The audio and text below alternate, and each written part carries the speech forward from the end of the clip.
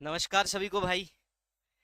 एक बार सभी साथी हमारे साथ लाइव जुड़ेंगे और बताइएगा कि आवाज़ ठीक से आ रही कि नहीं आ रही।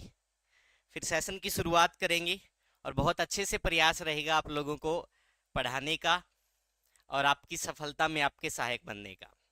तो एक बार कमेंट करके ज़रूर बताइएगा कि आवाज़ बिल्कुल ठीक है और सही से अगर दिखाई दे रहा है तो फिर सेशन की शुरुआत करेंगे। कमेंट करके बताओ भाई, एक बार कितने बच्चे लाइव हैं एक बार देख लेते हैं। राम राम गुरुजी, राम राम भाई। और कैसे हो भाई? नया नया सेटअप लगाया है घर पर, तो प्रयास रहेगा बहुत अच्छे से पढ़ाऊंगा, हर रोज क्लास लूंगा। और हो सकता है थोड़ा आपको वीडियो में इतनी क्लैरिटी ना आए। आवाज सही है क्या? चलो भाई, चलो सेशन की शुरुआत करते हैं भाई। मंजीत शोकन जी, सर आवाज सही है। मंजीत ने जवाब दे दिया भाई, आवाज ठीक ठाक है। और मैं भी देख पा रहा हूँ कि बिल्कुल सही से चीजें आ रही हैं। एक बार भाई सभी को शेयर कर दो क्लास को, सब तक नोटिफिकेशन चला जाए। और साथ के साथ आप जो नोटिफिकेशन का बेल आइकन है उसको जरूर दबा लेना भाई, क्योंकि हर रोज क्लास होगी तो आपको बार बार ये ना बताना पड़े कि अभी क्लास है।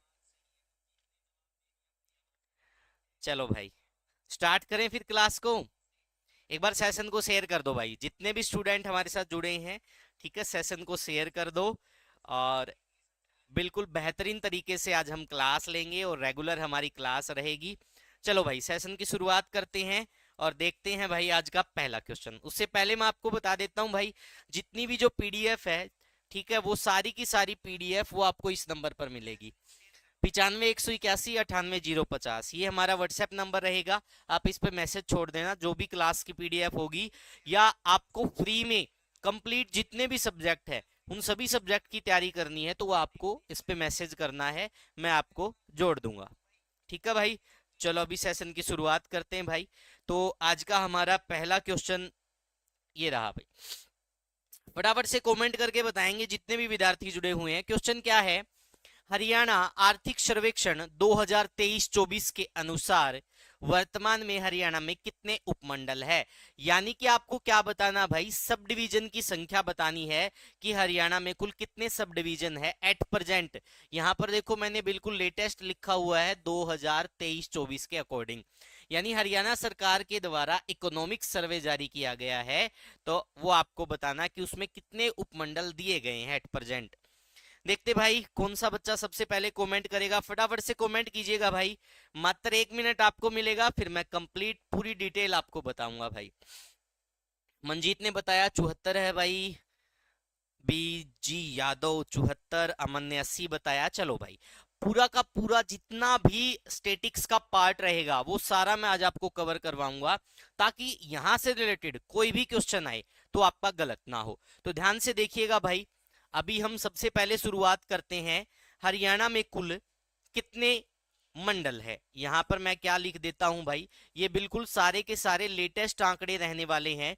तो मंडल की अगर संख्या पूछी जाए तो मंडल कितने हैं बेटा? मंडल है 6। अगर आपसे पूछा जाए कि हरियाणा में कितने उपमंडल है, तो यहां पर आपको थोड़ा अपना दिमाग यूज करना होगा। और दिमाग क्या यूज करना वो आपको बता देता हूं भाई। अगर आपसे पूछा जाए कि 2023-24 के अकॉर्डिंग, तो 2023-24 के अकॉर्डिंग बेटा कितने उपमंडल है हरियाणा में, तो वो है 80। अगर आपसे पूछ लिया जाए 80 ऑप्शन में ही नहीं है, तो फिर इसका राइट आंसर क्या हो जाएगा भाई? इसका राइट आंसर हो जाएगा 74।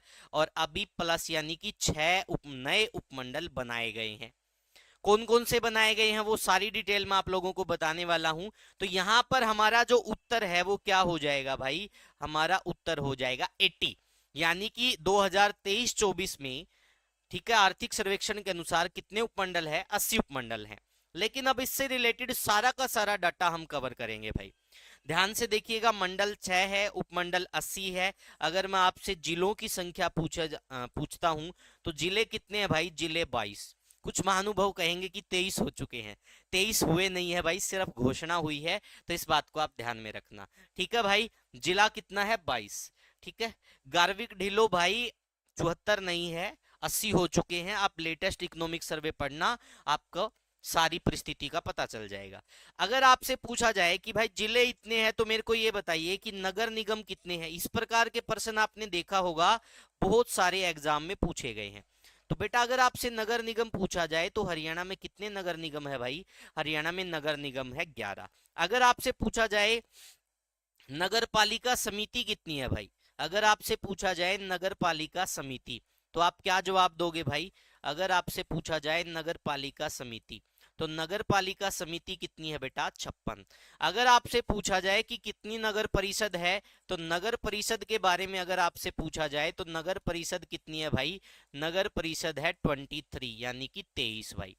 अगर आपसे पूछा जाए कि तहसील कितनी है, क्या पूछा जाए आपसे, तहसील कितनी है तो तहसील कितनी हो गई भाई 94। कुछ बच्चे कहेंगे कि सर आपने बुक्स वगैरह में 95 करवा रखा है, तो मैं आप लोगों को बता देता हूं भाई, जो लेटेस्ट इकोनॉमिक सर्वे आया है 2023-24 का, उसमें तहसील का विवरण जो दिया गया है वो कितना दिया गया है 94 दिया गया है। अगर आपसे पूछा जाए कि उप तहसील कितनी है, क्या पूछा जाए बेटा, आपसे पूछा जाए उप तहसील कितनी है तो उप तहसील कितनी हो जाएगी भाई 49। अगर आपसे पूछा जाए भाई क्या पूछ सकता है, ब्लॉक पूछ सकता है तो कितने ब्लॉक हैं। अब बहुत सारे आपको अपने देहात वगैरह में क्या बोलते हैं, हल्का बोलते हैं इसको भाई, क्या बोलते हैं इसको, हल्का बोलते हैं भाई। तो ब्लॉक कितने हो गए भाई, टोटल ब्लॉक हो गए कितने हो गए भाई 143, कितने हो गए भाई 143। ठीक है भाई, लेकिन मैंने अभी देखा था हाल ही में एक न्यूज़पेपर की कटिंग देखी थी 1-2 दिन पहले, उसमें 140 दे रखा है, तो बेटा वो गलत आंकड़ा दिया हुआ है। राइट आंसर क्या है, ब्लॉक कितने हेड प्रेजेंट 143 है। अगर आपसे सिटी पूछा जाए, सिटी यानी कि शहर अगर आपसे पूछ लिया जाए तो शहर की जब संख्या पूछी जाएगी तो शहर कितने हो जाएंगे भाई, तो शहर टोटल हो जाएंगे यहाँ पर 154। शहर अगर आपसे पूछा जाए तो शहर कितने हो जाएंगे, शहर हो जाएंगे भाई 154। अगर आपसे पूछा जाए कितने गांव है तो गांव की जब संख्या आपसे पूछी जाए तो गांव का जो आंकड़ा है अभी तक वही बरकरार है 6841, जो एग्जाम की दृष्टि से आपसे पूछा जाता है। चीजें क्लियर भाई, सभी को समझ में आ गया। यहां से देखो कितने सारे प्रश्न बन गए, मंडल की संख्या 6, उपमंडल की संख्या 80, जिले कितने हो गए 22, नगर निगम कितने हो गए 11, नगर पालिका समिति कितनी हो गई 56, नगर परिषद कितने हो गए 23, तहसील कितनी हो गई 94, उप तहसील कितनी हो गई 49, ब्लॉक कितने हो गए 143, शहर कितने हो गए 154 और गांव पूछे तो कितने हो गए 6841 भाई। फटाफट से इसका स्क्रीनशॉट ले लो भाई जितने भी स्टूडेंट जुड़े हुए हैं, फिर मैं नेक्स्ट क्वेश्चन की तरफ बढ़ूंगा। यहां तक चीजें क्लियर है, आगे बढ़े भाई, स्क्रीनशॉट ले लो भाई इसका। बाकी इसकी पीडीएफ मैं आपको प्रोवाइड करवा दूंगा, जो मैंने आपको नंबर दिया था उस पर आपकी पीडीएफ मिल जाएगी। इसके अतिरिक्त free education with Bhargav sir के नाम से मेरा टेलीग्राम चैनल है, वहां आप मेरे साथ जुड़ सकते हैं, वहां आपको कंप्लीट स्टडी मटेरियल सभी सब्जेक्ट का फ्री ऑफ कॉस्ट मिलेगा भाई। ठीक है भाई, चीजें क्लियर, नेक्स्ट क्वेश्चन की तरफ बढ़े। चलो भाई अगले प्रश्न की तरफ बढ़ते हैं। अगला प्रश्न ये रहा, इससे पहले देखो भाई थोड़ी डिटेल में आपको बता देता हूं कि जो 6 नए उपमंडल बनाए गए हैं वो कौन कौन से हैं। तो ध्यान से देखो भाई, जो 6 नए उपमंडल बनाए गए हैं वो कौन कौन से हैं। फर्स्ट क्या हो गया भाई, जुलाना, जो किस में पड़ता है, जींद में पड़ता है भाई। सेकंड क्या हो गया, मानेसर, जो कहां पड़ता है, गुरुग्राम में पड़ता है। उसके बाद है इसराना, जो पानीपत में पड़ता है। नांगल चौधरी, जो महेंद्रगढ़ में पड़ता है। नीलोखेड़ी, जो करनाल में पड़ता है। और छछरौली, जो यमुनानगर में पड़ता है। और इस छछरौली को हरियाणा का चेरापूंजी भी कहा जाता है, क्योंकि यहाँ पर बहुत ज्यादा वर्षा होती है हरियाणा के अंदर, इसलिए इसको हरियाणा का चेरापूंजी भी कहा जाता है। यहां तक चीजें क्लियर भाई। जो 6 नए उपमंडल बनाए गए हैं वो कौन कौन से हैं, जुलाना, मानेसर, इसराना, नांगल चौधरी, नीलोखेड़ी और छछरौली।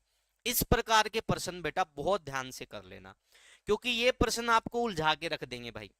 क्योंकि इनको याद करने के लिए आप क्या करोगे भाई, आप किताब पढ़ोगे, लेकिन ऐसे ऐसे प्रश्न दिमाग से निकल जाते हैं। तो ये बड़े ध्यान से देखना भाई, इस प्रकार के प्रश्नों को बहुत अच्छे से पढ़ना है, ताकि इस प्रकार के प्रश्न आप गलत ना करो।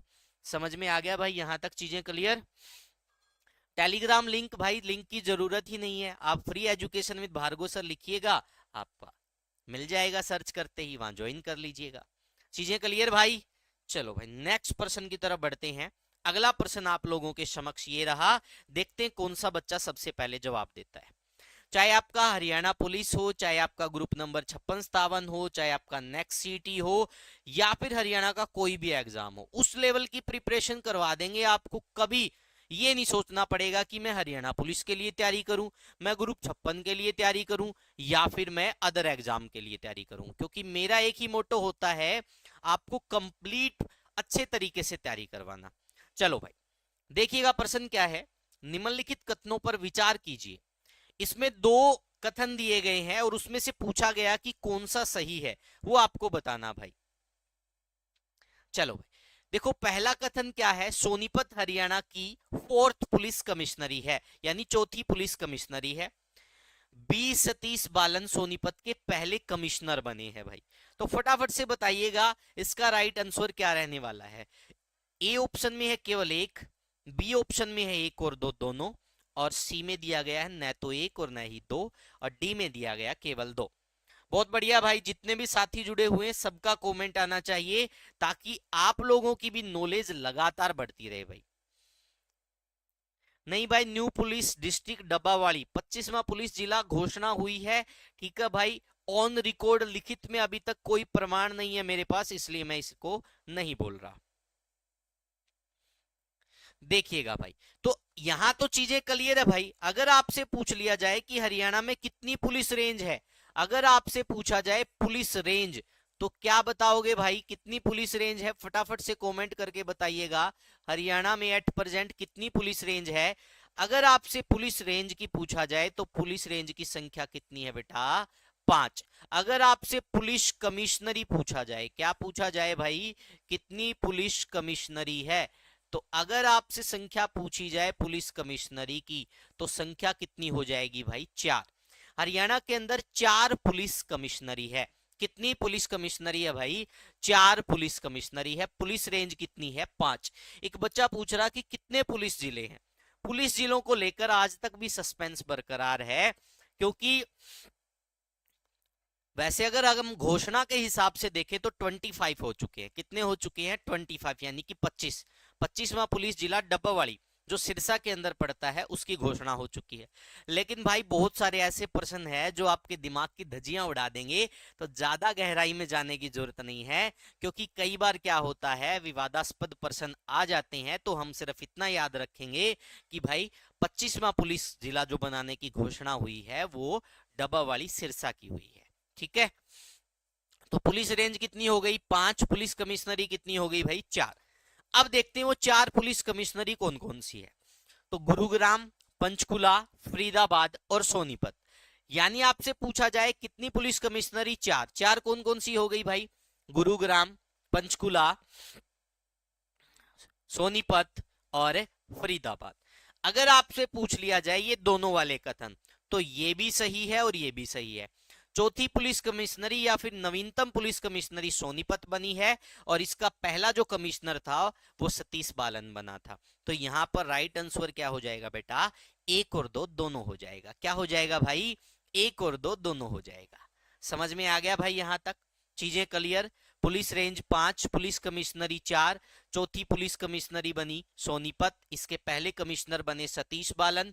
4 पुलिस कमिश्नरी के नाम मैंने आपको बता दिए।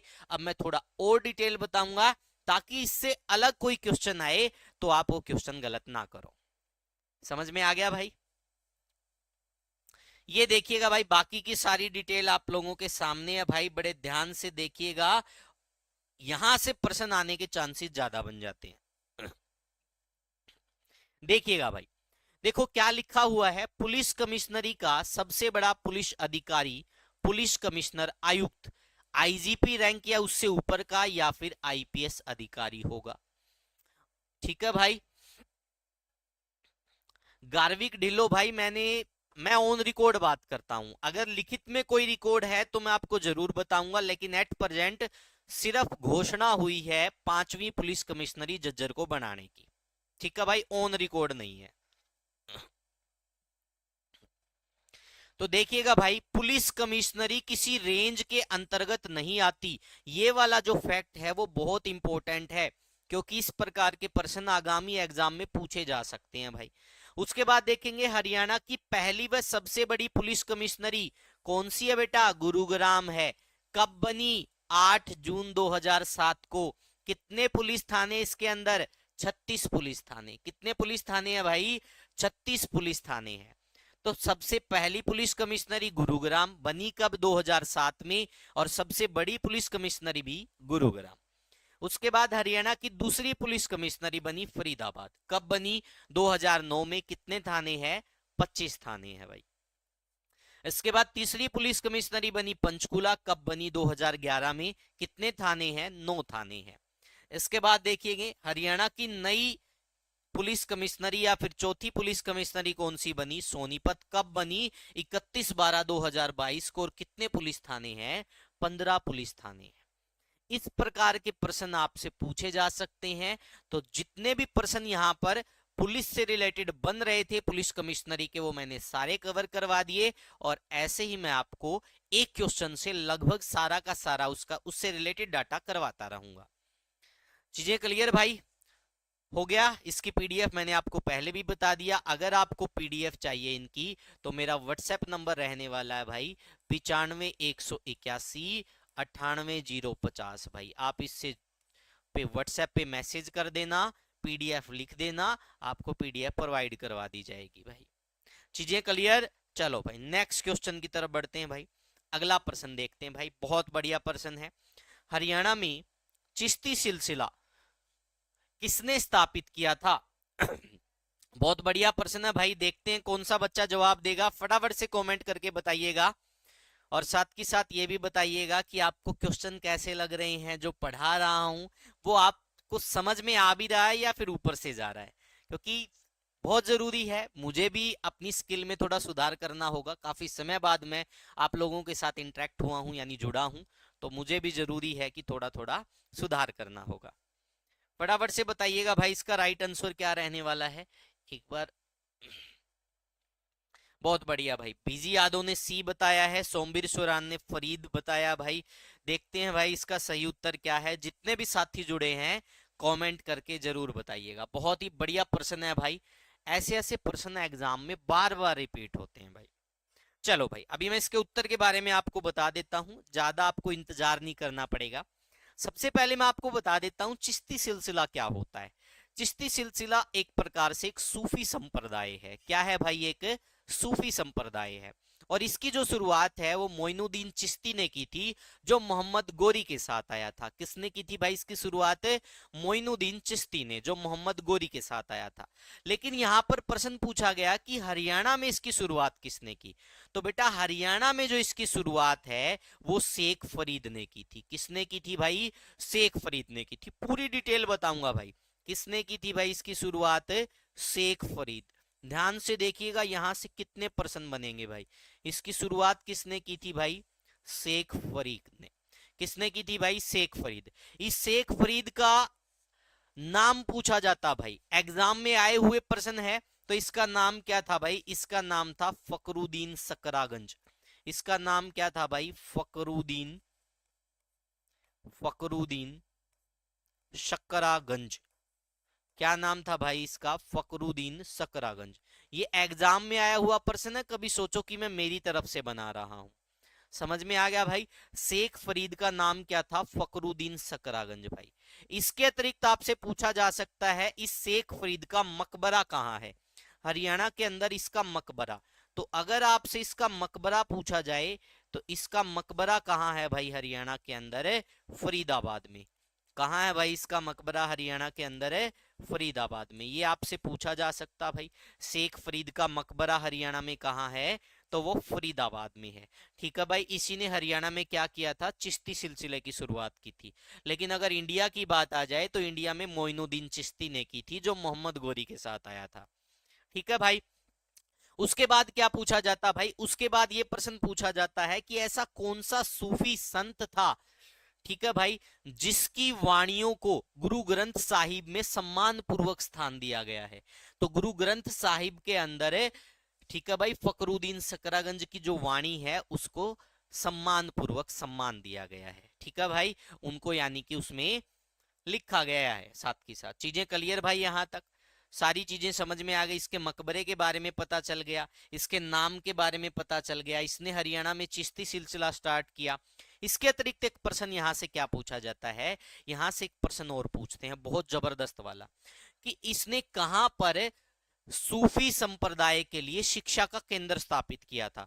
तो इन्होंने हांसी के अंदर, ये ध्यान रख लेना भाई, एक प्रश्न आता है आपसे, क्या पूछा जाएगा भाई, इस प्रकार से प्रश्न पूछा जाता है भाई, शेख फरीद द्वारा अजोधन डैश, अजोधन एवं खालिस्तान में सूफीवाद का प्रचार किया, सूफीवाद का प्रचार किया।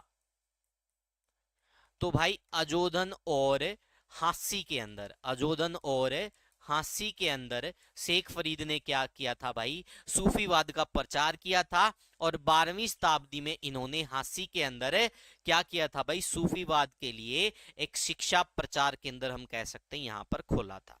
ठीक है भाई, क्या खोला था, शिक्षा प्रचार केंद्र यहां पर खोला था, किसके लिए, सूफीवाद के लिए। इसके अतिरिक्त भाई हरियाणा के अंदर अंबाला, थानेसर, पानीपत, ठीक है, कैथल और हांसी, ये स्थान है जहां पर सूफीवाद के लिए हम कह सकते हैं कि ये स्थान क्या थे भाई, प्रमुख थे। ठीक है भाई, यहां तक चीजें क्लियर भाई। भाई अजोधन को लेकर आज तक क्लियर नहीं हो पाया, बहुत सारे विद्वान पंचकुला को मानते हैं, ठीक है भाई, या उसके आसपास का स्थान मानते हैं, लेकिन कहीं भी किसी बुक में ये कॉन्सेप्ट क्लियर नहीं हो रहा है। ठीक है भाई, चीजें क्लियर, समझ में आ गया भाई। आगे बढ़े भाई, सूफीवाद का प्रचार केंद्र कहां खोला भाई, सूफीवाद के लिए शिक्षा केंद्र कहां खोला था भाई, तो ये खोला था भाई हांसी के अंदर। कहां खोला था भाई, ये हांसी के अंदर खोला था। समझ में आ गया भाई, चीजें क्लियर यहां तक। यहां से जितने भी प्रश्न बनते थे बेहतरीन, वो सारे मैंने आपको करवा दिए। आगे बढ़े भाई अगले प्रश्न की तरफ। चलो भाई नेक्स्ट क्वेश्चन आप लोगों के सामने ये रहा भाई, जवाब दीजिएगा इसका राइट आंसर क्या रहने वाला है। हरियाणा प्रदेश की पहली टीबी मुक्त पंचायत किस गांव को घोषित किया गया है। बहुत बढ़िया प्रश्न है भाई, देखते हैं कौन सा बच्चा जवाब देता है। भाई जहां भी आपको कोई भी चीज ना समझ में आए, चाहे सिंगल पॉइंट भी ना समझ में आए, आप क्लियरली मेरे को बोल देना, क्योंकि आपको समझाना ही तो मेरा काम है। ठीक है भाई, फटाफट से बताइएगा इसका उत्तर क्या रहने वाला है। हरियाणा प्रदेश की पहली टीबी मुक्त पंचायत किस गांव को घोषित किया गया, हरसोला, थाने की सेर, बीड़ मंगोली या फिर प्रहलादपुर खलीला। बहुत बढ़िया प्रश्न है भाई, देखते हैं कौन सा बच्चा इसका जवाब देगा भाई। सोमवीर ने बी बताया है, बीजी यादव ने डी बताया। चलो भाई इसके उत्तर से पहले मैं थोड़ा आपको क्लियर कर देता हूं। ठीक है भाई, टीबी क्या होती है भाई, सबसे पहले आपको यह पता होना चाहिए कि टीबी क्या है। टीबी का मतलब क्या हो गया भाई, टीबी से बन गया ट्यूबरक्लोसिस। टीबी से क्या बन गया भाई, ट्यूबरक्लोसिस। इसी को हम क्या कहते हैं, इसी को हम अक्षय रोग भी कहते हैं। ठीक है भाई, इसी को हम क्या कहते हैं, अक्षय रोग।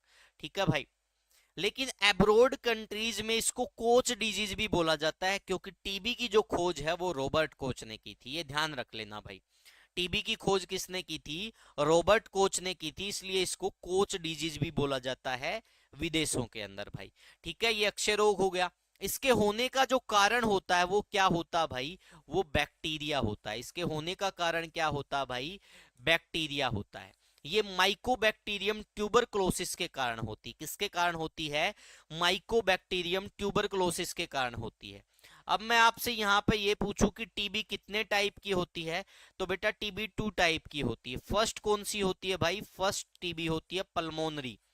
कौन सी टीबी होती है भाई, पल्मोनरी।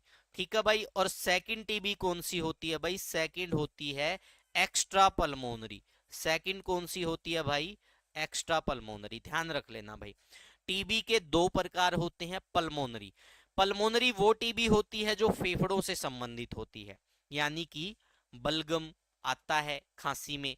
ठीक है भाई, जो आपने देखा ना अमिताभ बच्चन ऐड करता है, वो सारे के सारे सिम्टम्स इस पल्मोनरी टीबी के होते हैं। किसके होते हैं भाई, पल्मोनरी टीबी के होते हैं। TB have 2 types, pulmonary and extra pulmonary. तो ये ध्यान रख लेना भाई, पल्मोनरी हो गई जो लंग्स यानी कि फेफड़ों से रिलेटेड है, और एक्स्ट्रा पल्मोनरी हो गई जो लंग्स को छोड़कर शरीर के किसी भी बॉडी पार्ट में है, वो एक्स्ट्रा पल्मोनरी हो गई।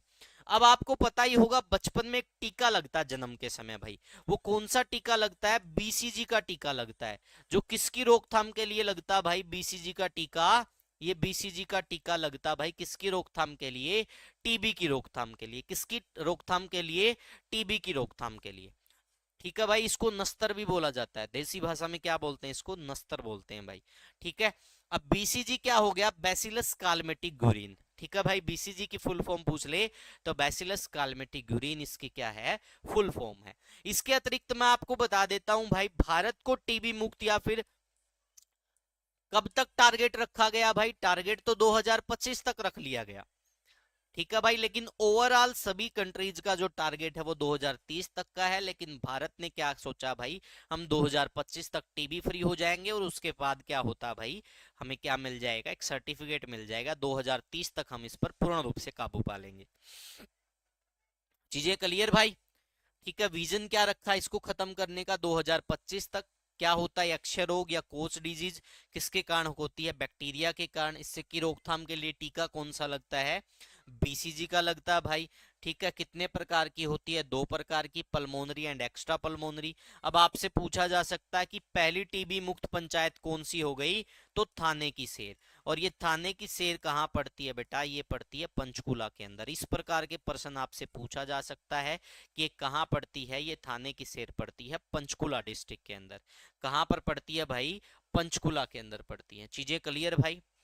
अभी आप लोगों को मैं एक और बता देता हूं, बीसीजी कैंपेन चला हुआ है, तो जितने भी विद्यार्थी मेरी बात सुन रहे हैं भाई, टीबी बहुत बड़े लेवल पर सेपरेट हो चुकी है। ठीक है, तो आप लोगों को क्या करना होगा? तो सभी को मैं ये कहूंगा जो 18 साल से ऊपर के हैं, आप लोग बीसीजी का टीका जरूर लगवा लीजिएगा अगर आपके आसपास में कोई भी टीबी का केस है तो। ठीक है भाई, क्योंकि अभी अडल्ट बच्चे जो भी हैं 18 से ऊपर के, उनको भी लग रहा है बीसीजी का। को किसी के कांटेक्ट में या किसी के आस पड़ोस में है या किसी की फैमिली में टीबी है तो सबको टीबी के इंजेक्शन लग रहे हैं, तो आप जरूर लगवा लेना भाई। ठीक है भाई, आगे बढ़े। चलो भाई नेक्स्ट क्वेश्चन की तरफ बढ़ते हैं। अगला प्रश्न आप लोगों के सामने ये रहा भाई, फटाफट से जवाब दीजिएगा। भारत में प्रथम कृषि विश्वविद्यालय की स्थापना किस वर्ष में हुई थी? आपको पता ही है भाई, हरियाणा पुलिस के अंदर एग्रीकल्चर भी आना है, एनिमल हस्बेंड्री भी आनी है, इसके साथ हरियाणा जीके भी आने हैं।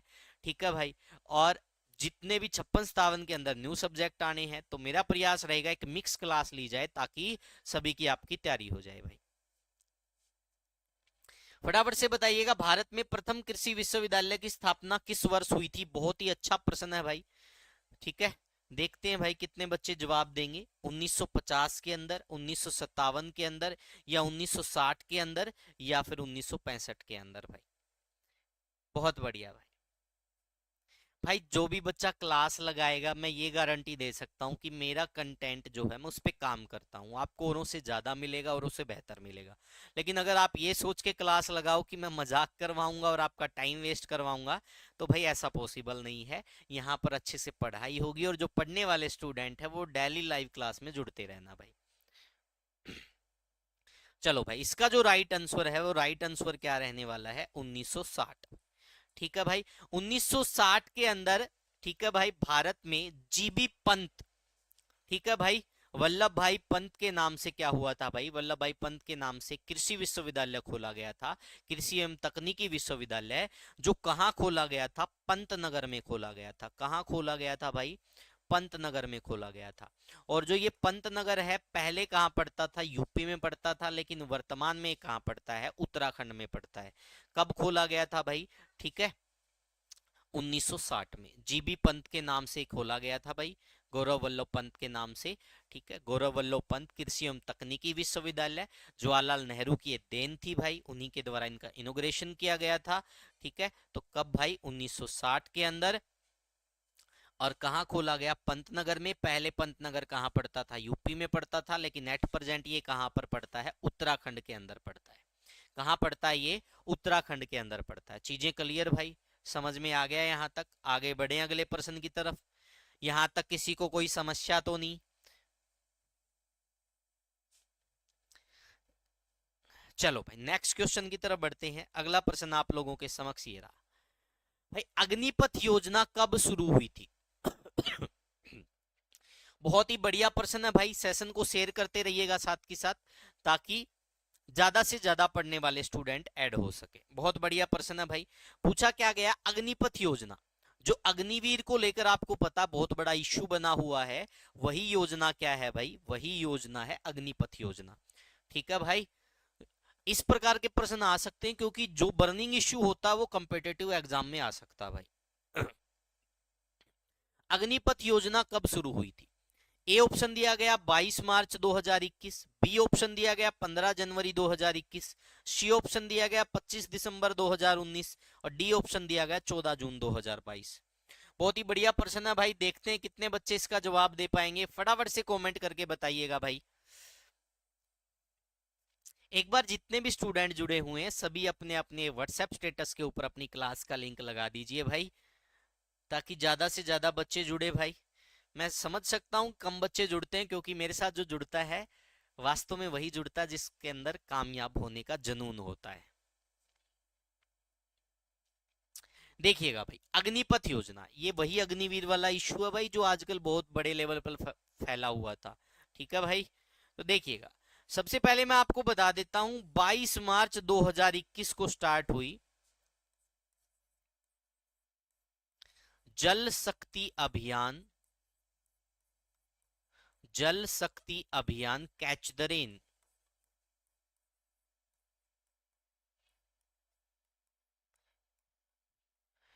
ठीक है भाई, ये इस प्रकार की योजना है जो वर्षा का जल है उसको संग्रहित करके उसको प्रयोग में लेके आना। ठीक है भाई, तो ये कब स्टार्ट हुई, 22 मार्च 2021 को। 15 जनवरी 2021 को कौन सी योजना स्टार्ट हुई,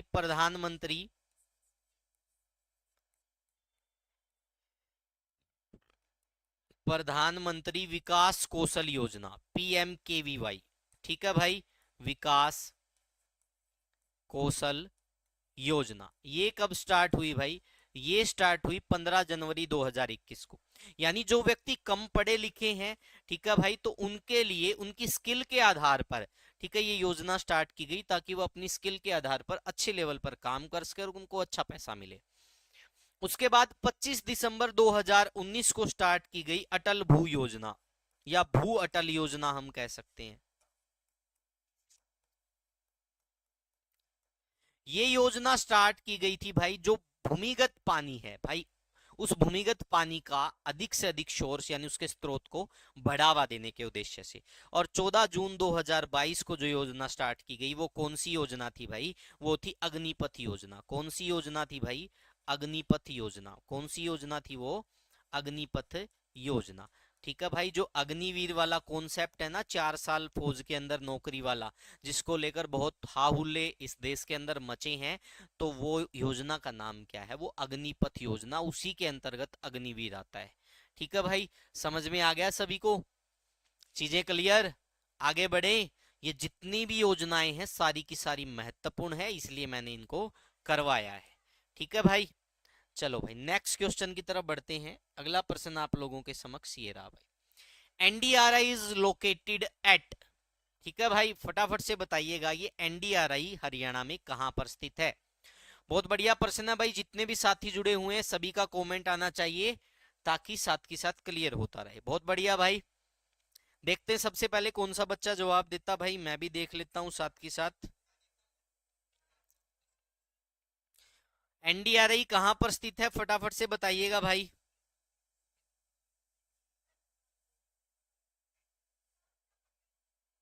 सोमवीर शोरान ने बी बताया भाई, देख लेते हैं क्या इसका राइट आंसर होने वाला है।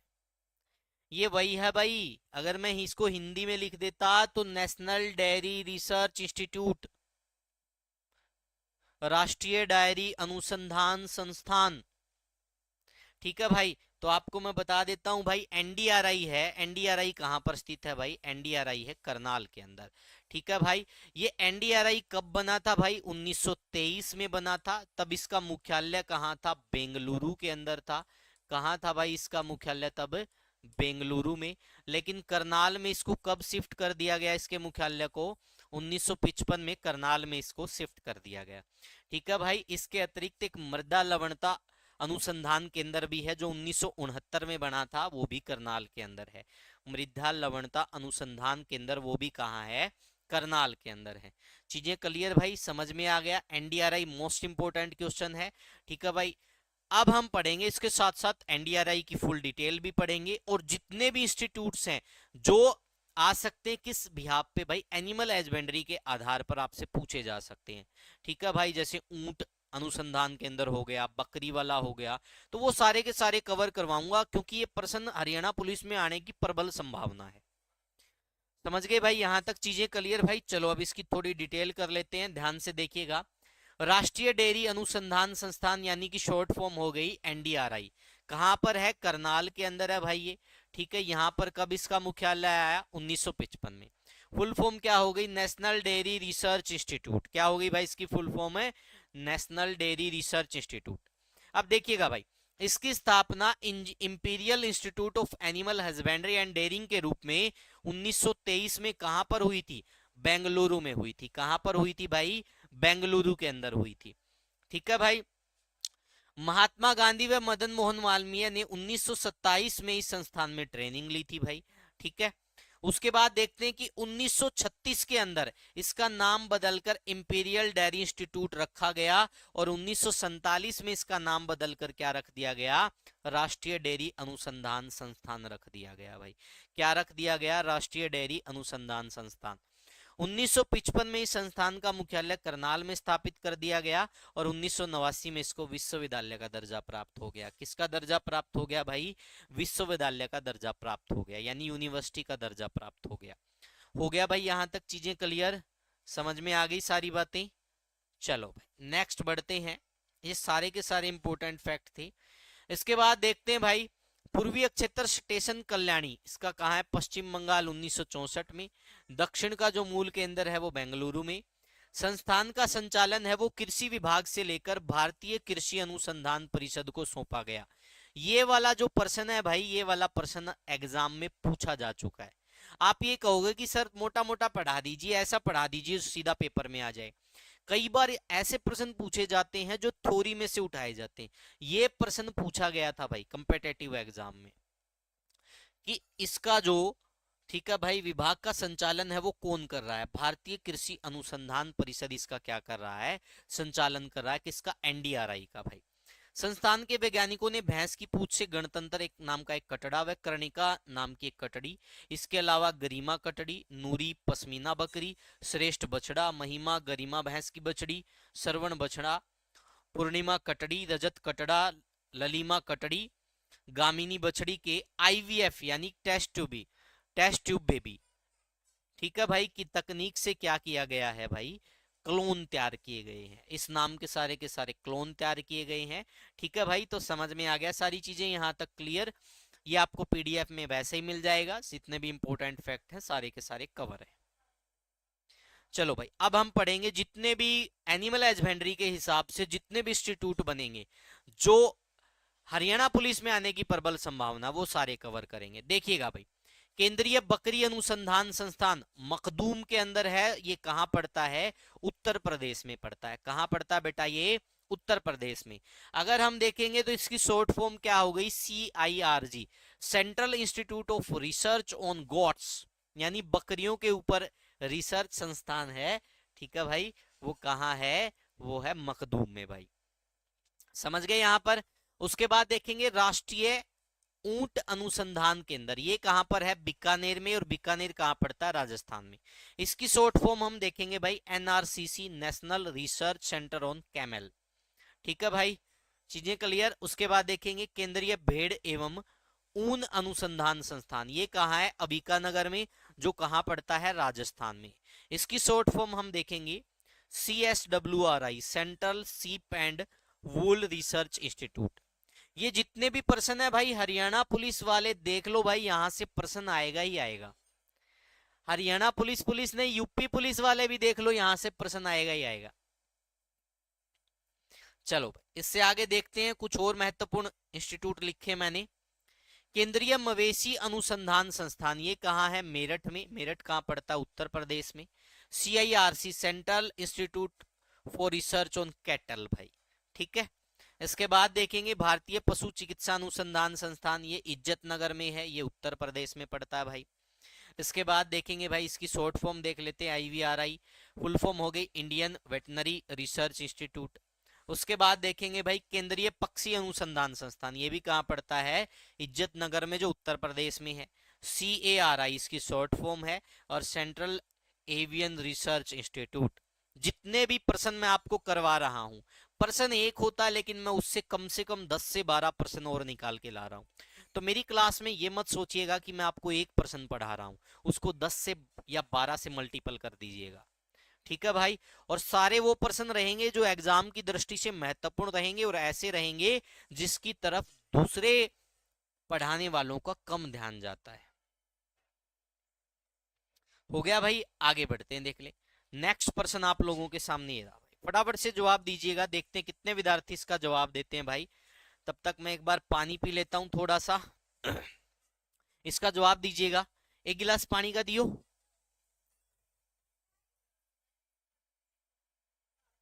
भेज दे इसको अंदर, भेज दे, कोई ना। आजा बेटा इधर आजा। नहीं आएगी।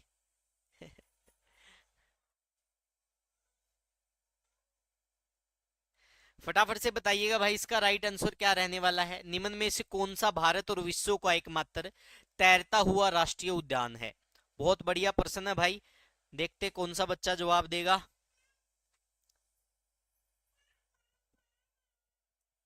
मैं पानी पी लेता हूं भाई तब तक।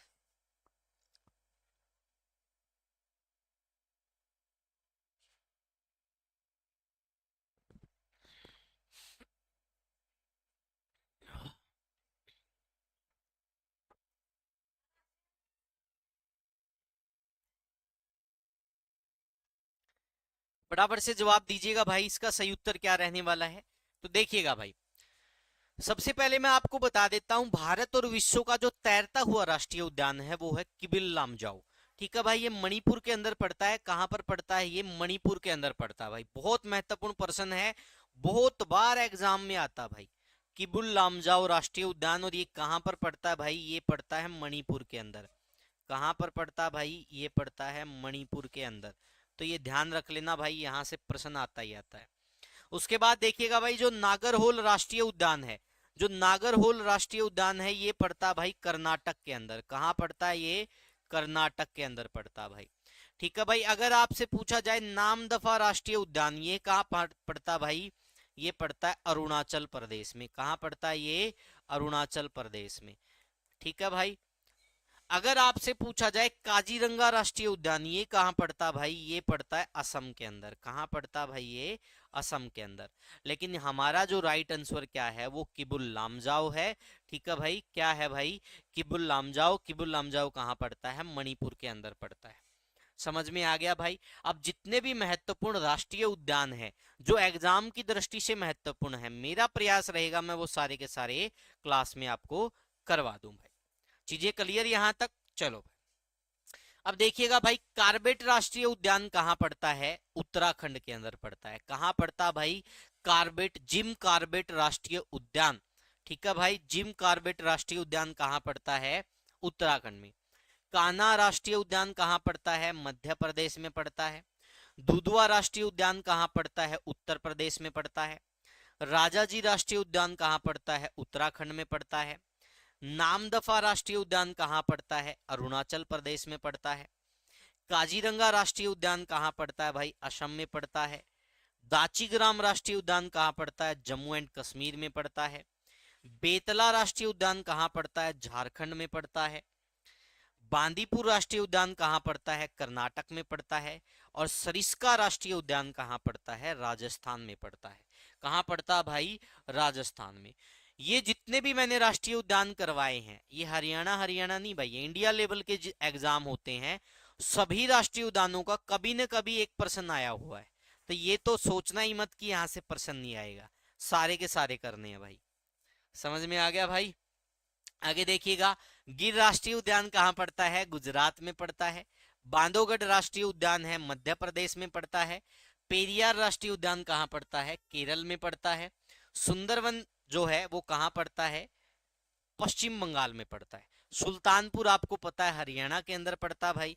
मानस राष्ट्रीय उद्यान असम में पड़ता है। और साइलेंट वैली जिसको शांत घाटी कहा जाता भाई। क्या कहा जाता भाई? शांत घाटी कहा जाता है। ये कहाँ पड़ता है? केरल में पड़ता है। कहाँ पड़ता है भाई? केरल में पड़ता है। शिव भक्ति ऑफिशियल एक्स्ट्रा सब्जेक्ट पढ़ाओ सर। और क्या पढ़ा रहा हूँ भाई? एक्स्ट्रा भी पढ़ाऊंगा, थोड़ा सब्र किया करो। छप्पन सतावन की जितनी भी एग्जाम की, जितने भी सिलेबस की क्लासें हैं, 8 से 7 सब्जेक्ट हैं, सारे के सारे फ्री ऑफ कॉस्ट करवा रखे हैं, यूनिट वाइज करवा रखे हैं। 14 क्लासेस एमसीक्यू की अलग से करवा रखी, यूट्यूब पे ढूंढो मिल जाएगी, ना मिले तो टेलीग्राम पे मैंने सीक्वेंस वाइज डाल रखी है। फ्री में ज्वाइन करो, आनंद उठाओ। अब भाई ये तो है नहीं कि मैं हर रोज आपको वही चीजें करवाता रहूं। हो गया भाई यहां तक? चलो नेक्स्ट पर्सन की तरफ बढ़ते हैं। अगला पर्सन आप लोगों के सामने ये रहा भाई, फटाफट से जवाब दीजिएगा। देखते हैं इसका राइट आंसर क्या रहने वाला है। निम्न में से हरियाणा के किस स्थान से मोहनजोदड़ो की कांस्य नृत्य की, यानी कि डांसिंग गर्ल ग्रिफ्टी की नकल जो है वो नृत्य की भित्ति चित्र प्राप्त हुए हैं? बहुत ही बढ़िया प्रश्न है भाई। देखते हैं कितने बच्चे इसका जवाब दे पाएंगे, फटाफट से कमेंट कीजिएगा भाई।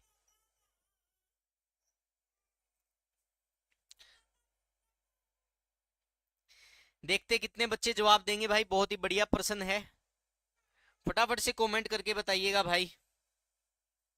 चलो भाई इसके उत्तर के बारे में मैं आपको बता देता हूं। सबसे पहले तो ये प्रश्न आपने पहली बार ही देखा होगा, ठीक है भाई, क्योंकि इस प्रकार के प्रश्न नए नए प्रश्न कोई बनाता ही नहीं है, सब वही प्रीवियस ईयर पढ़ाते हैं। लेकिन मेरा प्रयास रहता है कि मैं नए नए प्रश्न आपको पढ़ाऊं, ताकि आप आने वाले जितने भी एग्जाम है उसमें जितने भी नए प्रश्न बने वो कवर हो सके। तो देखिएगा, सबसे पहले आपको बता देता हूं, मोहनजोदड़ो के अंदर एक डांसिंग गर्ल ग्रिफ्टी प्राप्त हुई थी, और सेम एज इट इज उसकी एक नकल हरियाणा के अंदर भी प्राप्त हुई है। जो कहां प्राप्त हुई है? बरडाना के अंदर प्राप्त हुई है। कहां प्राप्त हुई है भाई? बरडाना। कहां पर प्राप्त हुई है? बरडाना, ध्यान रख लेना भाई, ठीक है। भिरडाना जो है वो कहां पड़ता है? भिरडाना पड़ता है फतेहाबाद में। कहां पड़ता है बेटा? भिरडाना फतेहाबाद के अंदर, ठीक है भाई। अगर आपसे पूछा जाए कि हरियाणा में हड़प्पा सभ्यता का सबसे प्राचीन स्थल, हरियाणा में, हरियाणा में हड़प्पा सभ्यता का,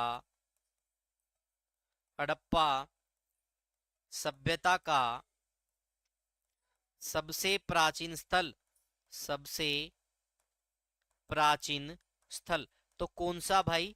तो भी क्या उत्तर हो जाएगा? तो भी उत्तर हो जाएगा भाई भिरडाना। क्या हो जाएगा भाई? भिरडाना। इसकी जो खोज की गई थी वो एल एस राव के द्वारा की गई थी 2003-4 के अंदर। क्या की गई थी भाई इसकी खोज? एल एस राव के द्वारा। किसके द्वारा इसकी खोज की गई थी? एल एस राव के द्वारा 2003-4 में भाई, ठीक है भाई। इस प्रकार के प्रश्न आपसे पूछे जा सकते हैं, ठीक है भाई। हड़प्पा सभ्यता का सबसे प्राचीन स्थल है हरियाणा के अंदर। यहाँ पर एक डांसिंग गर्ल ग्रिफ्टी प्राप्त हुई है, ये फतेहाबाद में पड़ता है। इसकी खोज एल एस राव ने की थी 2003-4 में। इसके अतिरिक्त आपको बता देता हूँ, बनावली भी फतेहाबाद में पड़ता है। अगर ये पूछ लिया जाए तो ये भी कहाँ पड़ता है भाई? ये भी फतेहाबाद में पड़ता है। कुनाल भी आपको पता है, ये भी कहाँ पड़ता है? कुनाल भी फतेहाबाद में पड़ता है भाई। कुनाल भी कहाँ पड़ता है? कुनाल भी फतेहाबाद में पड़ता है, ठीक है भाई। अगर आपसे पूछ लिया जाए कि राखीगढ़ी कहाँ पड़ता है, तो राखीगढ़ी हिसार में पड़ता है। इस प्रकार के प्रश्न भी आपसे पूछे जा सकते हैं, क्योंकि ये जितने भी है ये सारे के सारे क्या है भाई? ये सारे के सारे, ठीक है भाई, हड़प्पा सिविलाइजेशन के प्लेस हैं जो खोजे गए हैं। तो यहां से आपसे पूछा जा सकता है किस जिले में स्थित है। हो गया भाई यहां तक? वॉइस क्लियर है भाई? किसी को कोई दिक्कत तो नहीं? चीजें समझ में आ रही हैं? एक बार भाई या तो लाइक का बटन दबा दीजिए, या एक बार अंगूठा दिखा दीजिए कि सारी चीजें क्लियर है, फिर मैं आगे बढ़ता हूं। चलो भाई नेक्स्ट प्रश्न देखिएगा भाई, बहुत ही अच्छा प्रश्न है। देखते हैं कितने बच्चे जवाब देंगे। प्रश्न में पूछा गया, हरियाणा के किस जिले में पशुओं के लिए उत्तर भारत का पहला ब्लड बैंक बनाया गया भाई? बहुत ही बढ़िया प्रश्न है भाई, फटाफट से कमेंट करके बताइएगा। जितने भी मेरे साथी जुड़े हुए हैं, अपेक्षा करूंगा कि इसका उत्तर आप मेरे को जरूर बताएंगे भाई। बहुत बढ़िया भाई।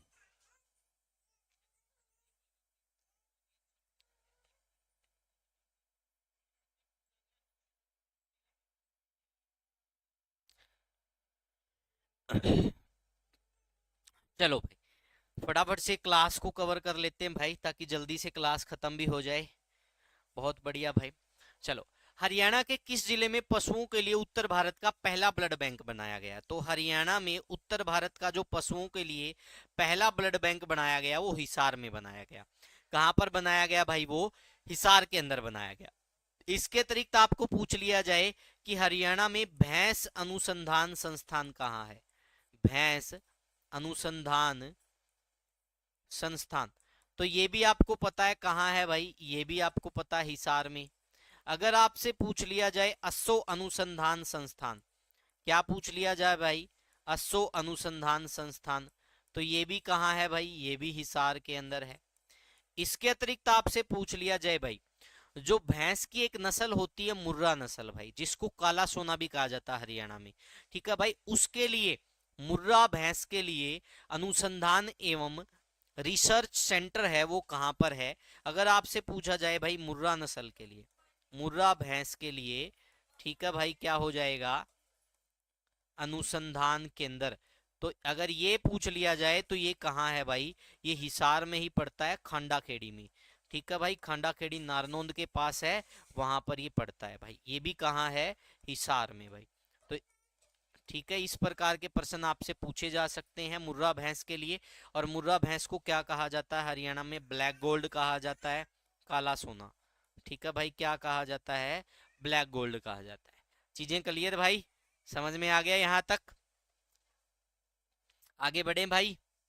इसके अतिरिक्त आपको पता भाई हिसार के अंदर क्या है? हिसार के अंदर लुवास यूनिवर्सिटी, लाला लाजपत राय पशु विश्वविद्यालय, ये भी कहाँ है? हिसार में है। कब बना? 2010 में। इस प्रकार के प्रश्न भी आपसे पूछ सकते हैं भाई। क्या पूछ सकते हैं भाई? ये प्रश्न आपसे पूछे जा सकते हैं। तो जितने भी प्रश्न महत्वपूर्ण थे मैंने सारे करवा दिए आपको। तो चलो अभी आगे बढ़ते हैं भाई, नेक्स्ट क्वेश्चन की तरफ बढ़े भाई। अगला प्रश्न आप लोगों के सामने ये रहा, फटाफट से जवाब दीजिएगा जितने भी साथी जुड़े हुए हैं। सीपीआर की फुल फॉर्म क्या है? बहुत ही अच्छा प्रश्न है भाई। सीपीआर, सीपीआर की फुल फॉर्म पूछी गई है। ठीक है भाई, तो सीपीआर की फुल फॉर्म आप लोगों को बतानी है कि सीपीआर की फुल फॉर्म क्या है। ठीक है, फटाफट से जवाब दीजिएगा भाई, सीपीआर की फुल फॉर्म क्या है? आपने देखा होगा भाई, कई बार क्या हो जाता भाई, अचानक से अगर किसी को कोई अटैक पड़ जाता है तो आपने देखा होगा बहुत सारी वीडियो के अंदर हम क्या देखते हैं, हमें दिखाई जाती है इस प्रकार से किसी की चेस्ट के ऊपर ऐसे हाथ लगा के ऐसे उसको पंप किया जाता भाई बार बार। ठीक है, तो वो क्या होता भाई? वो सीपीआर होता है भाई। वो आपको बताना है कि वो उसकी फुल फॉर्म क्या है। तो मैं आपको बता देता हूं, सीपीआर की जो फुल फॉर्म होती है वो होती है कार्डियो पल्मोनरी रिसिटेशन। ठीक है भाई, क्या होती है? Cardio pulmonary resuscitation. ठीक है भाई, तो ये हो जाएगी इसकी फुल फॉर्म। तो जितने भी विद्यार्थी हैं भाई, सारे के सारे एक बार इस सीपीआर को जो करने का तरीका है भाई वो आपको जरूर पता होना चाहिए। फर्स्ट एड में बहुत महत्वपूर्ण रोल अदा करता है और ये एक व्यक्ति की जान बचाने में सक्षम होता है, क्योंकि ये एकदम से दिए जाने वाला एक, हम कह सकते हैं उपचार भी कह सकते हैं या तरीका कह सकते हैं, जिससे किसी को अटैक आया मान लो, उसको सीपीआर देकर बचाया जा सकता है, उसको गंभीर स्थिति में या फिर मौत की तरफ जाने से भी बचाया जा सकता है। ठीक है भाई, तो राइट आंसर क्या हो जाएगा? Cardiopulmonary recitation. नेक्स्ट प्रश्न देखिएगा भाई, भारत में पर्यावरण सुरक्षा अधिनियम निम्नलिखित में से किस वर्ष पारित हुआ था? पर्यावरण सुरक्षा अधिनियम किस वर्ष पारित हुआ था? बहुत ही अच्छा प्रश्न है भाई। देखते हैं कितने बच्चे इसका जवाब दे पाएंगे, फटाफट से कमेंट करके बताइएगा भाई। जाना उस तरफ, चले जाओ, कोई नहीं।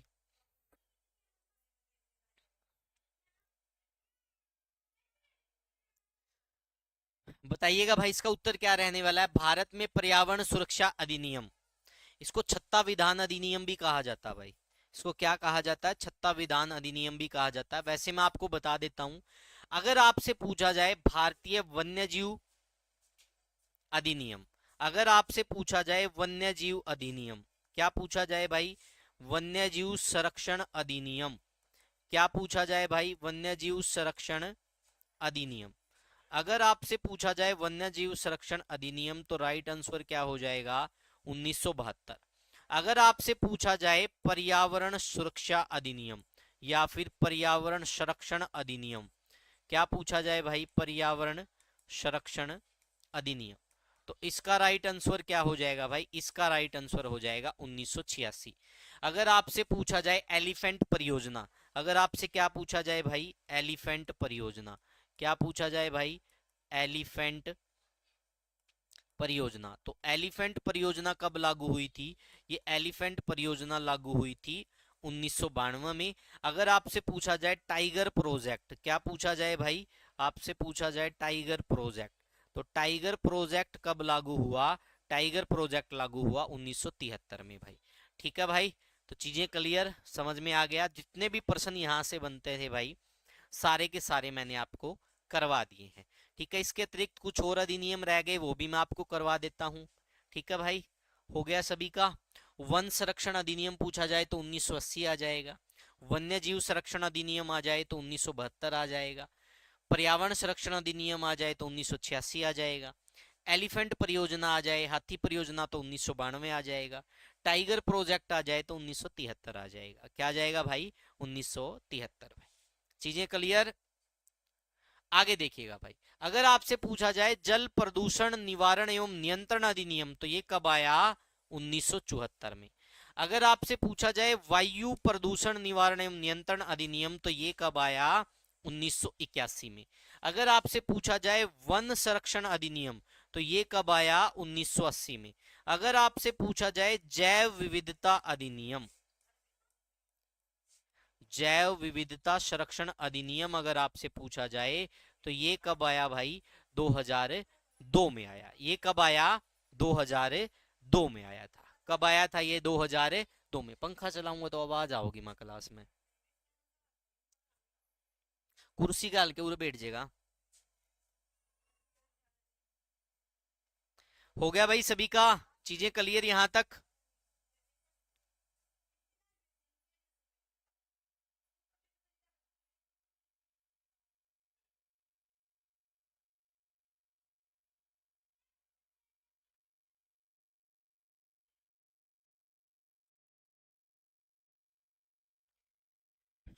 चलो भाई नेक्स्ट प्रश्न की तरफ बढ़े भाई। चलो भाई, अगला प्रश्न आप लोगों के सामने ये रहा भाई, फटाफट से जवाब दीजिएगा। इसका सही उत्तर क्या रहने वाला है?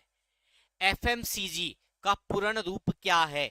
एफएमसीजी का पूर्ण रूप क्या है? बहुत ही अच्छा प्रश्न है भाई। देखते हैं कितने बच्चे इसका जवाब देंगे। एफएमसीजी का पूर्ण रूप क्या है? Free moving commercial goods, fast moving commercial goods, fast moving consumer goods. बहुत ही बढ़िया प्रश्न है भाई। देखते हैं कितने बच्चे इसका जवाब दे पाते हैं। फटाफट से कमेंट करके बताइएगा भाई, एफएमसीजी की फुल फॉर्म क्या है? भाई आवाज आ रही है सभी को? कमेंट नहीं कर रहा कोई भी, क्या चक्कर है भाई? कमेंट करके तो बताइएगा भाई। चलो भाई, इसका जो सही उत्तर रहने वाला है वो फास्ट मूविंग कंज्यूमर गुड्स रहने वाला है भाई। ठीक है, ऐसी वस्तुएं जो भाई फटाफट से ग्राहकों के बीच आए और बिक जाए। ठीक है, उनको हम क्या कहेंगे भाई? उनको हम कहेंगे FMCG, fast moving consumer goods. ये इस प्रकार की वस्तुएं होती हैं जो ग्राहक को ध्यान में रखकर बनाई जाती है और उनको पसंद आती है और आते ही मार्केट से उठ जाती है भाई। ठीक है भाई, तो चीजें क्या हो जाएगी? राइट आंसर हो जाएगा फास्ट मूविंग कंज्यूमर गुड्स भाई। अगला प्रश्न देखिएगा भाई, भोपाल आपदा किस कारण हुई थी? भोपाल गैस आपदा। बहुत अच्छा प्रश्न है भाई, बहुत बार एग्जाम में आता है।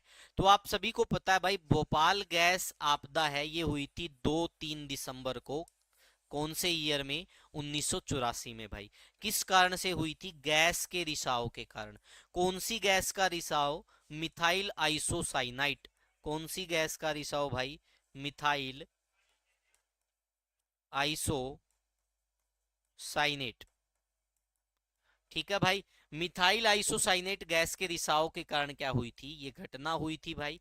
ठीक है, आपसे पूछा जा सकता कब हुई? 1984 में।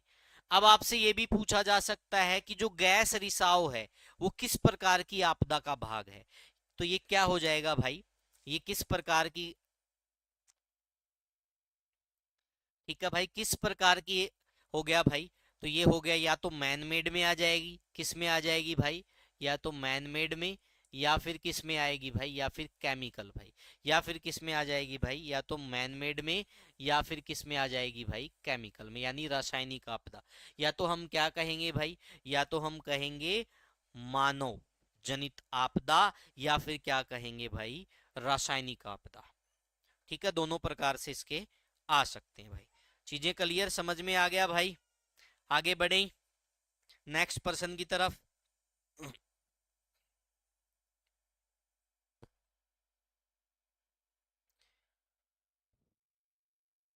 अगला पर्सन देखिएगा भाई।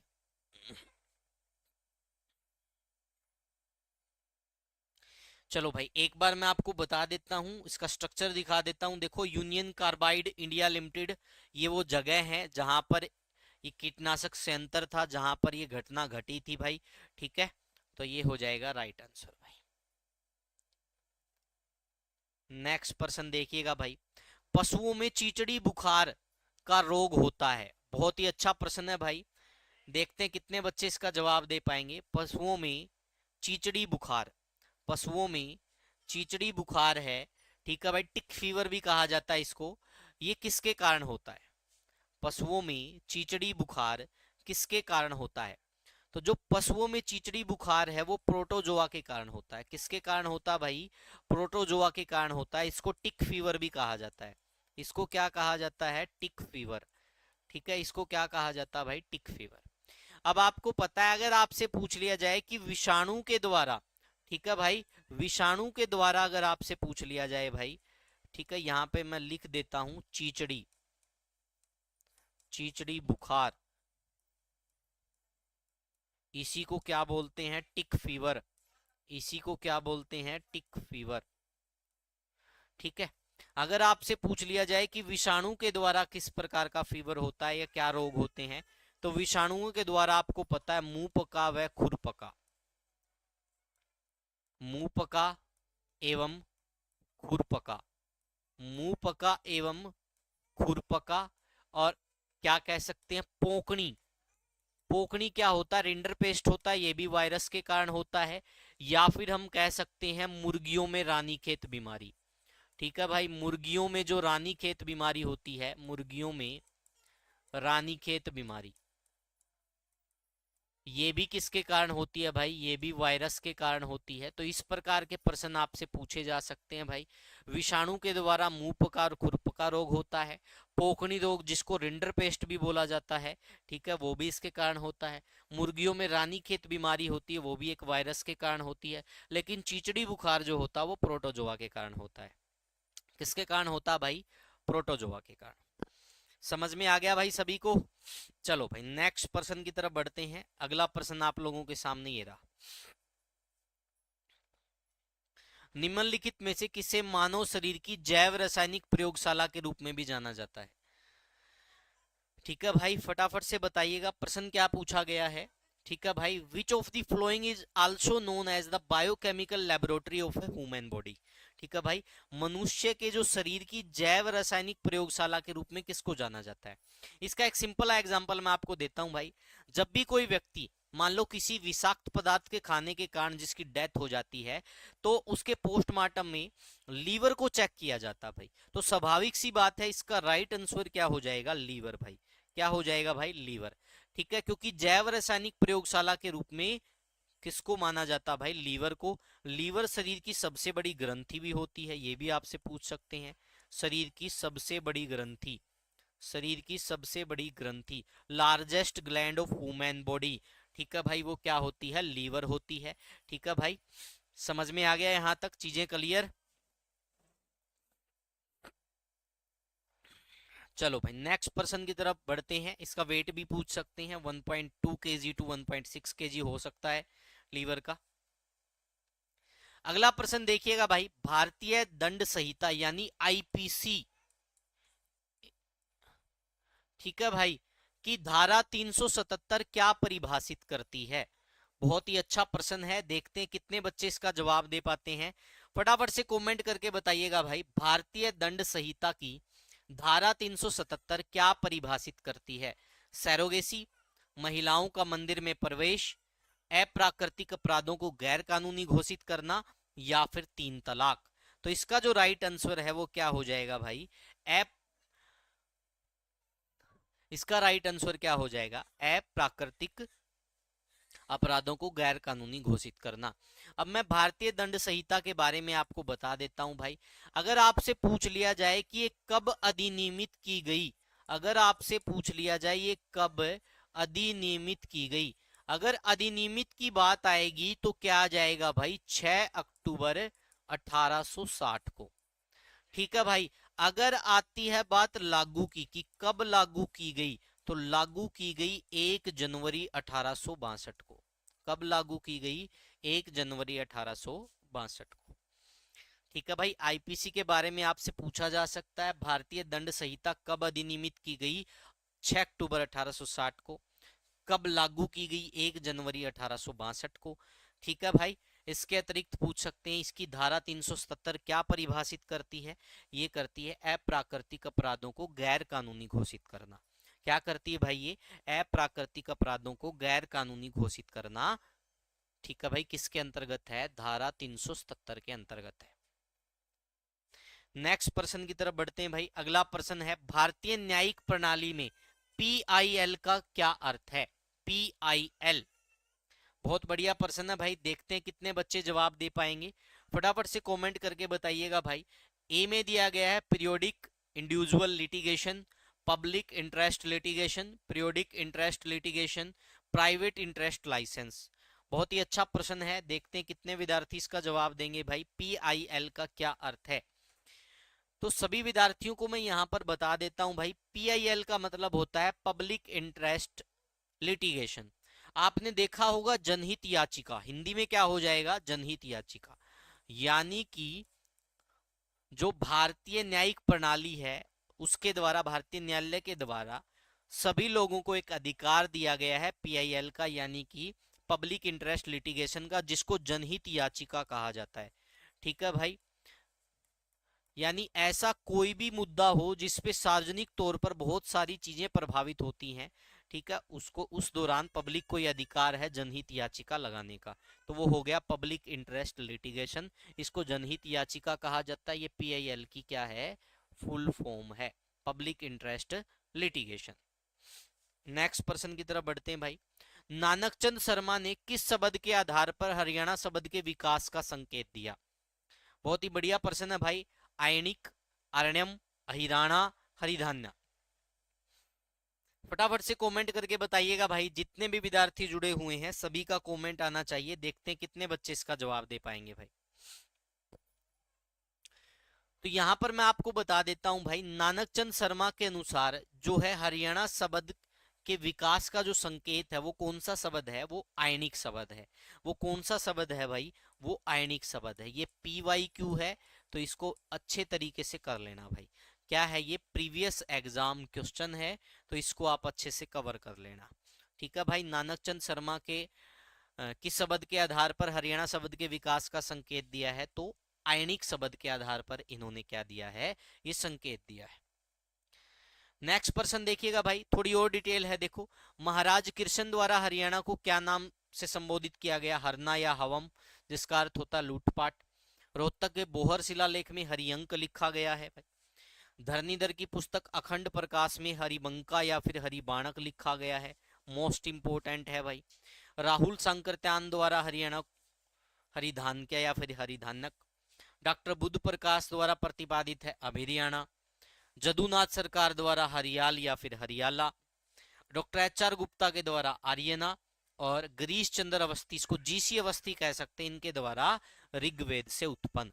इनके द्वारा क्या हो गया भाई, ऋग्वेद से उत्पन्न। चीजें क्लियर भाई, समझ में आ गया सब कुछ। आगे बढ़े अगले प्रश्न की तरफ।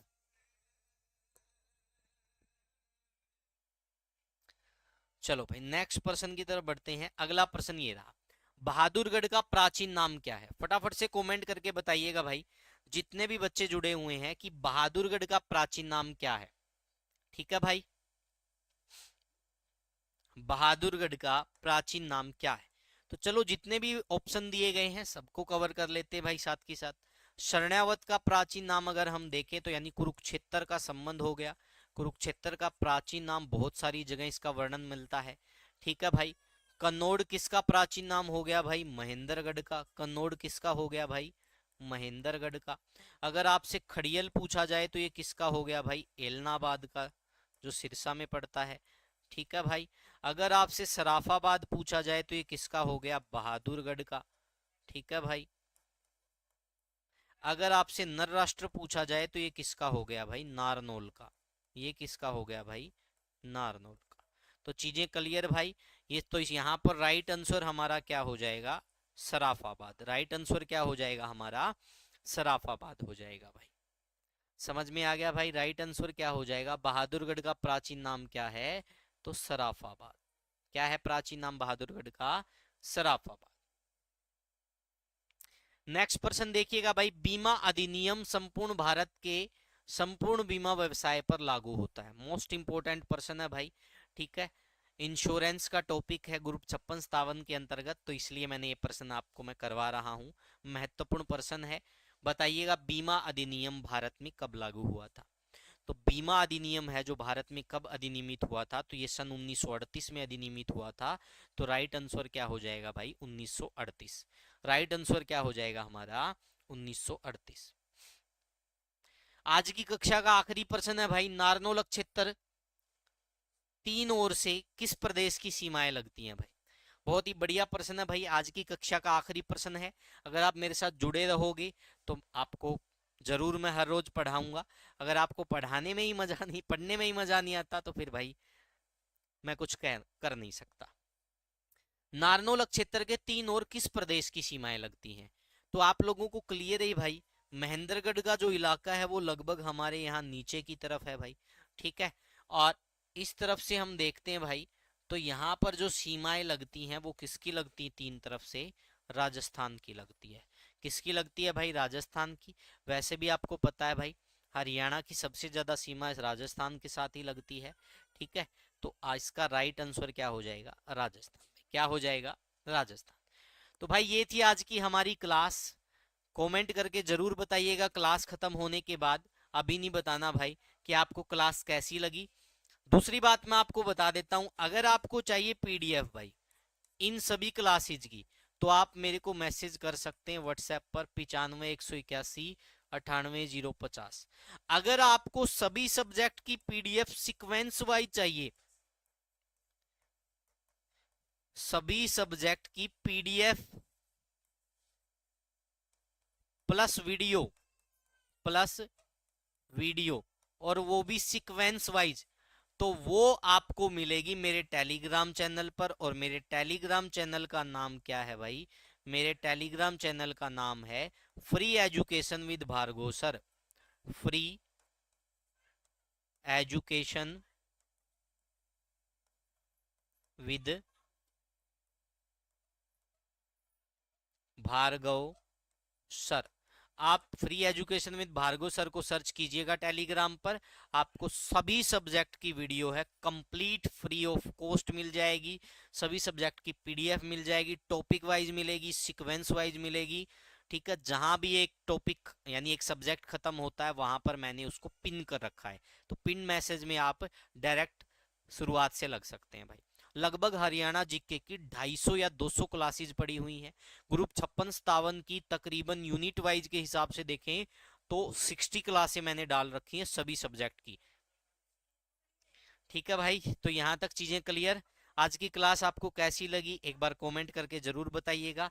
हमारा सेशन आज इतना ही था भाई। कल जरूर मिलेंगे 8 बजे। ठीक है भाई, हर रोज मिला करेंगे। तो आज के लिए इतना ही भाई। आप सभी जुड़े, आप सभी का धन्यवाद। Thank you.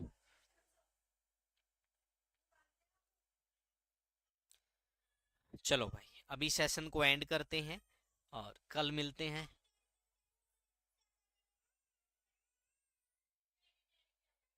चलो भाई।